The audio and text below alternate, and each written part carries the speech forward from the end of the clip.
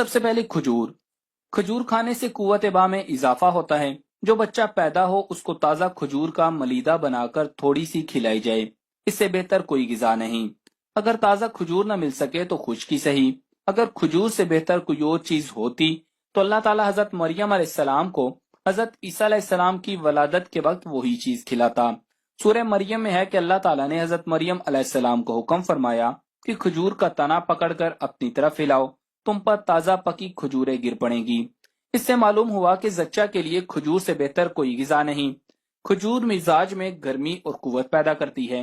ابو نعیم نے کتاب الطب میں لکھا ہے کہ رسول اللہ صلی اللہ علیہ وآلہ وسلم کھجور کو مکھن کے ساتھ بہت عزیز رکھتے تھے۔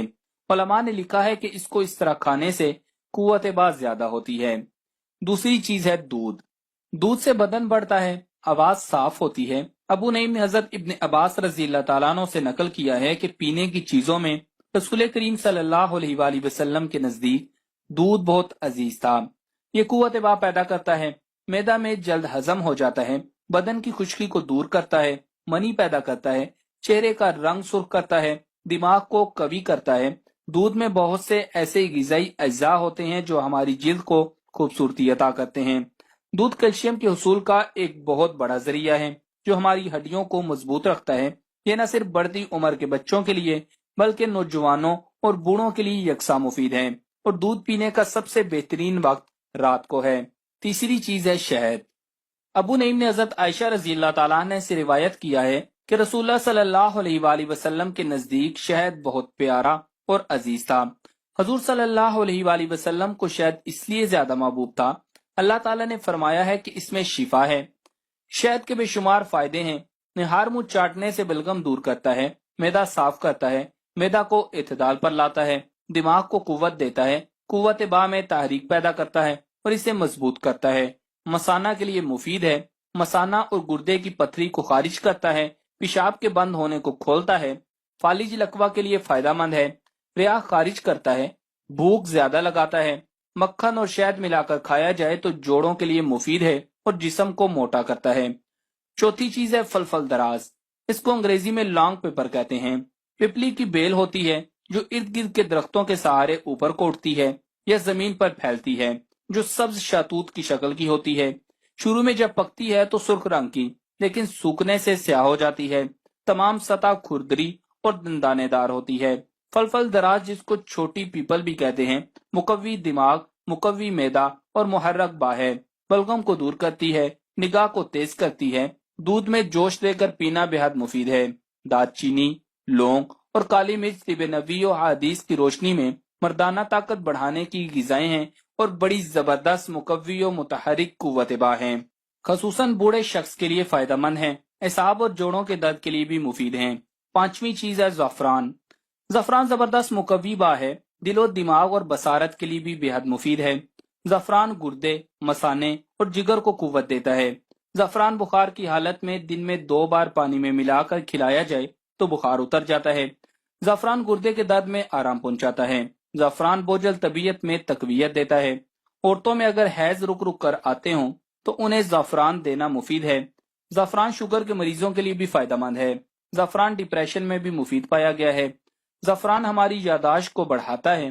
زعفران کو دوسری ادویات میں شامل کرنے سے ان کے اثرات کو تیز اور سریع الاثرات بناتا ہے۔ مقوی معدہ، مقوی قلب و جگر ہے۔ چھٹی چیز ہے ہریسہ۔ ہریسہ جسم میں زبردست قوت پیدا کرتا ہے اور مقوی با ہے۔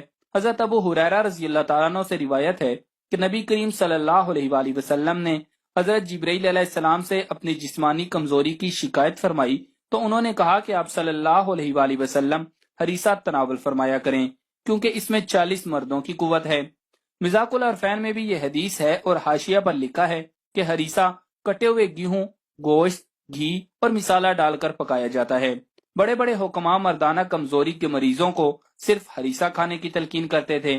ہریسہ کھلاڑیوں اور خاص طور پر ویٹ لفٹر اور باڈی بلڈرز حضرات کی تقویت کے لیے بہت اچھی چیز ہے۔ ساتویں چیز ہے جانور کی پشت کا گوشت۔ ابو نعیم بن عبداللہ سے روایت ہے کہ رسول اکرم صلی اللہ علیہ وآلہ وسلم نے فرمایا کہ پشت کا گوشت تمام گوشت سے بہتر ہے۔ علماء نے لکھا ہے کہ حکمت کی روح سے اس گوشت میں قوت باز زیادہ ہوتی ہے اور یہ گوشت جلد ہضم ہو جاتا ہے، اور اس گوشت میں قدرتی طور پر وٹامنز اور کیلشیم زیادہ ہوتے ہیں جو انسانی جسم کو طاقتور بنانے میں کافی کردار ادا کرتے ہیں۔ 8ویں چیز ہے خوشبو۔ خوشبو کا روح انسانی سے خصوصی تعلق ہے۔ اس کا اثر دل و دماغ پر فوراً بجلی کی مانند ہوتا ہے۔ خوشبو اور با میں گہرا تعلق ہے۔ کتاب سفر الصاد میں لکھا ہے کہ حضور نبی کریم صلی اللہ علیہ وآلہ وسلم کی خدمت میں جب کوئی خوشبو پیش کرتا تو آپ صلی اللہ علیہ وآلہ وسلم اس کو رد نہ فرماتے، اور آپ صلی اللہ علیہ وآلہ وسلم کا فرمان ہے کہ اگر کوئی شخص خوشبو دے تو اس کو رد نہ کرے، اور ارشاد فرماتے کہ خوشبو کے تحفہ کو رد مت کرو کیونکہ یہ جنت سے نکلی ہوئی ہے۔ آپ صلی اللہ علیہ وآلہ وسلم کو خوشبو بہت زیادہ پسند تھی۔ آپ ہمیشہ عطر کا استعمال فرمایا کرتے تھے، حالانکہ خود آپ صلی اللہ علیہ وآلہ وسلم کے جسم اطہر سے ایسی خوشبو نکلتی تھی کہ جس گلی میں سے آپ گزر جاتے تھے وہ گلی معطر ہو جاتی تھی۔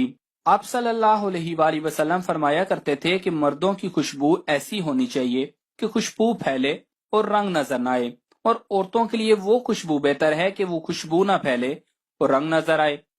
9ویں نمبر پر ان 4 چیزوں کا کثرت سے کھانا۔ امام غزالی رحمۃ اللہ علیہ فرماتے ہیں کہ یہ 4 چیزیں قوت با کو بڑھاتی ہیں۔ چڑیوں کا کھانا، عطری پھل کھانا جو کہ ایک خاص قسم کی معجون ہوتی ہے، مغز پستہ کھانا، ترا تازہ کھانا۔ 10ویں چیز ہے انڈا۔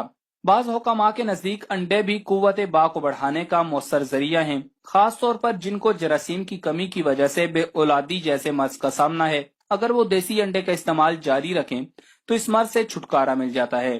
انڈے میں وہ تمام اجزاء موجود ہوتے ہیں جو صحت کو قائم رکھنے کے لیے ضروری ہوتے ہیں۔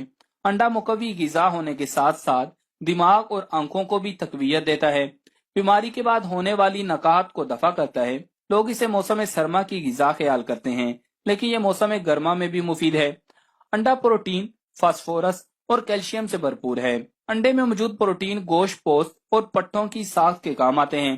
اس سے جسم میں طاقت اور حرارت پیدا ہوتی ہے، اور انڈوں میں موجود کیلشیم، فولاد، فاسفورس بدن انسانی کے لیے بڑے اہم ہیں۔